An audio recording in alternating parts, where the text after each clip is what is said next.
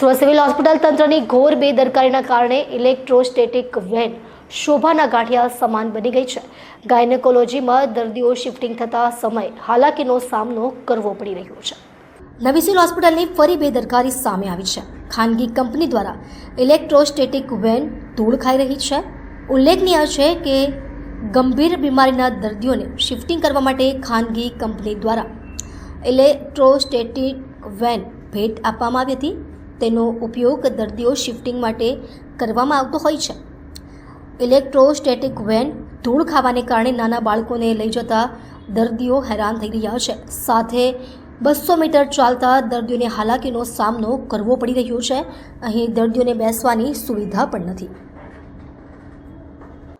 મારું નામ ડોક્ટર જિગીશા પાટડિયા છે. હું નવી સિવિલ હોસ્પિટલ ખાતે તબીબ તરીકે ફરજ બજાવું છું. આપ સૌ જાણો છો તે પ્રમાણે નવી સિવિલ હોસ્પિટલની જે જૂની બિલ્ડિંગ હતી તે જર્જરિત થઈ ગઈ હોવાથી હમણાં જે નવી સ્ટેમ સેલ બિલ્ડિંગ કે જે પહેલા કોવિડના નામે ઓળખાતી હતી ત્યાં અઠવાડિયા પહેલા બાળકોની ઓપીડી અને બાળકોના વોર્ડ શિફ્ટ કરી દેવામાં આવ્યા છે. અને આજે ગાયનેકની ઓપીડી, સ્ત્રી રોગની ઓપીડી અને પીપીઓટી શિફ્ટ કરી દેવામાં આવ્યું છે. અને સાથે સાથે ગાયનેકના બીજા બધા જે લેબર રૂમ અને એ સિવાયના વોર્ડ અને એનું ધીમે ધીમે શિફ્ટિંગ ક્રમશઃ ચાલી રહ્યું છે.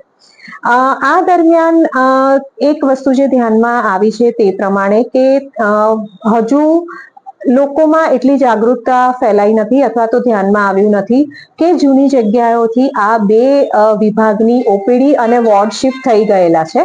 તો એને ધ્યાનમાં લઈને એ બાબતનું છાપામાં અમારા તરફથી જાહેરાત કરી દેવામાં આવેલી છે.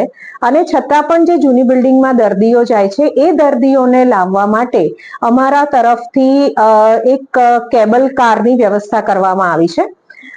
અમને L&T કંપની દ્વારા CSR અંતર્ગત માત્ર ને માત્ર એક જ કેબલ કાર આપવામાં આવેલી છે. અને જે અમે શરૂઆતમાં શિફ્ટિંગ માટે અને ત્યારબાદ પેશન્ટના દર્દીઓના શિફ્ટિંગ માટે વાપરીએ છીએ.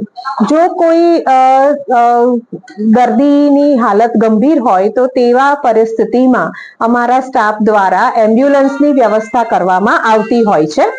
તો એ બાબતે જે તે ડિપાર્ટમેન્ટ દ્વારા અથવા ઇમરજન્સીના ઓન ડ્યુટી ડોક્ટર દ્વારા જરૂરી પગલાં લેવામાં આવી જ રહ્યા છે.